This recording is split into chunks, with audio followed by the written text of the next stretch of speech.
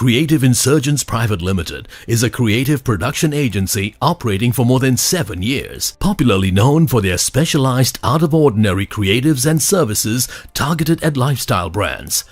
Creative Insurgence Private Limited is a Service 360 agency for your branding needs. I'm Agir Yadav. I am 32 years old.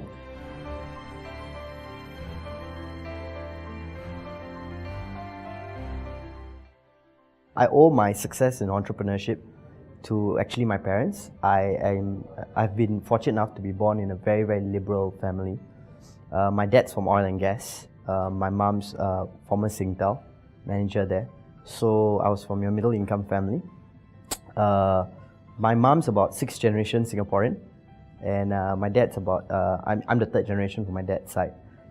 So, you know, it's a very typical average Singaporean life.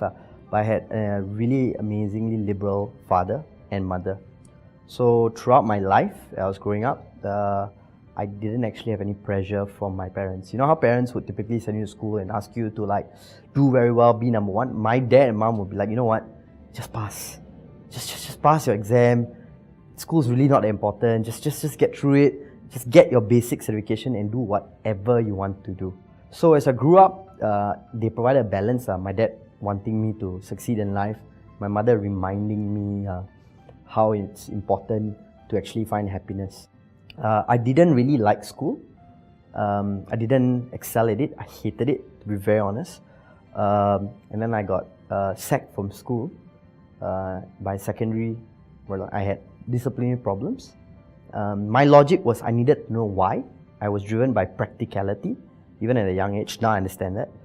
So I didn't understand the logic of certain things, and I refused to basically follow these rules because they made no sense to me, right? So at home, whatever I was told to do, I was told to do with a practical reasoning behind it. I was never just told to follow an order. So suddenly school, they're like, get in line. I'm like, why? How is this logical? How does us holding hand get us up to the classroom faster? This is illogical, right? So I used to get into a lot of trouble. And then my father put me in a private school.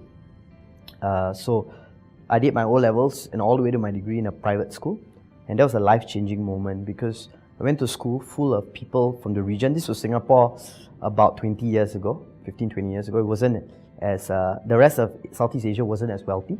So I met like Cambodian generals' daughters, Vietnamese generals' sons. So everybody would talk about business day and night. At 16 years old, my best friend from Cambodia said, oh, I have to go back. I'm going to run my dad's diamond mines. Let's go to Orchard Road, see how much the diamond is. So that really just drove me to want to be in business really badly. So I had my first business when I was 18 years old. And what happened was there was a club, and it was a club that you had to drop a name card in to get in. And I really wanted it. So I went up to my dad and said, you know what I really want? Name card. So those days, you know, unless you're in business, you don't really get a name card. So I did research and I found out that I wanted to set up a tuition agency because it was the easiest thing to do. I was doing my A-levels. I had an abundance of tutors, my classmates and schoolmates. So I could do tuition for primary school kids. So what I did was I registered a business. I was too young because you had to be 21 at the time. Brought my grandmother. At that time, I can't do it online. I went to International Plaza, Accra, brought her in, thumbprint because she's so old. She didn't even know what she was doing. I had a business lah. Made my name card, black, embossed gold. Now it's so tacky lah, but I had it lah. But by the time I launched it, right, the club had closed down. But nonetheless, I went into that business lah. It was pretty successful. I bought ads in all the newspapers, Malay ones, Chinese ones. I did Malay Chinese primarily, and Tamil Mursu. Straits Times were a bit competitive at the time, and I would offer for primary school students. And then as it got more and more competitive, I sold part of it and closed the rest. And then I went into my second business when I was 21.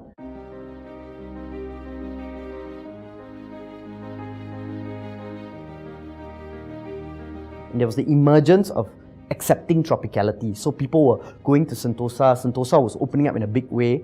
And I realized Singapore was very liberal. So I opened my first bikini shop when I was 21 at the Hiran. Part of the money came from the tuition agency, the other part came from my parents and my cousins. So I just went up to them and I said, look, I want to do this. Like, oh, it's like a great idea. here's the money. And so we opened a bikini store, and then I opened 2. Eventually I had 2, and I would import this from Brazil. Again, at that time, Brazil was really far away, so I could sell the bikinis at 400-500% profit because there was no internet shopping, there was no budget airlines to Bangkok yet.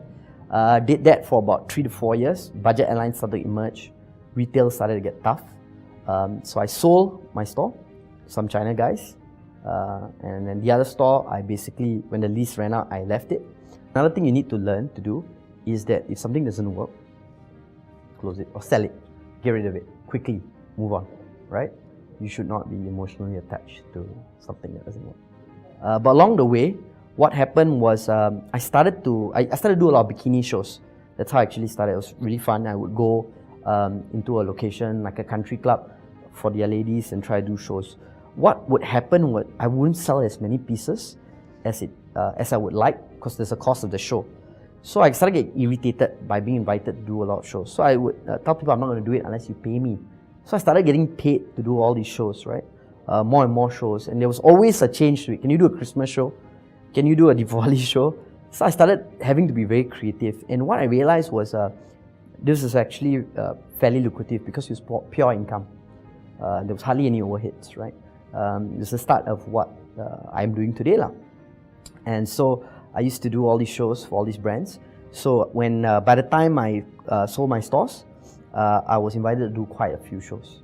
And then as Singapore evolved, the venues like the hotels, the clubs, the restaurants, they needed something a little bit more. It was not enough to do the shows anymore. So I hired more people and slowly evolved from a show production company into a marketing agency.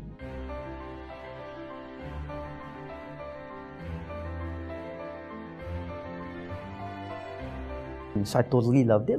So I started doing it. Yeah, my agency started to grow. And then eventually my sister was, she was a producer for Channel News Asia and working for the BBC, my younger sister. And she fell ill. So she was recovering. And my mother again stepped into the picture and said, hey, can you take your sister to work? She's like, no, I don't want to take my sister to work. She's like, just take her so she doesn't feel, bad. So I took her. She started helping me out. Eventually what happened was my sister pushed the digital aspect of it in a very big way. She eventually moved to Sri Lanka, so we set up a digital back-end office. And then we just started to grow the business regionally, focus more on digital marketing. In Singapore, we started doing more marketing for bigger brands. Now we have like Whole Garden, we just got Haagen-Dazs, Stella, Fashion TV, right? 1degree15. So we started working with quite a few big brands to do their marketing and their calendar and very targeted stuff. Then we expand regionally. So now we have a Jakarta office, Singapore, and in February we'll have a Bangkok office, right? And then end of the year I'm flying to Taipei to look at the possibility of opening a Taiwan office. We recently bought into a club, a very big club. It's a $10 million club. We bought it when it was at its infancy. It is about 15,000 square feet, capacity of 1,500. It partly belongs to the international brand. So we marketed it, we worked out a deal where we took equity, paid some money, marketed it, and we propelled it. It was a loss making, and within a year we've made it highly lucrative. So that was one of the best decisions we made. It actually took a lot of our time because every aspect of it had to be redone up. The other aspect which I'm very proud of is our luxury side.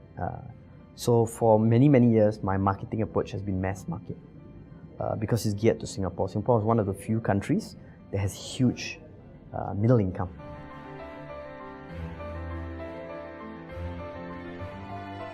But the thing I've learned is that you must constantly evolve. That's the only way you'll stay ahead. If you're doing the same thing, for me, every year, I go on a spiritual retreat.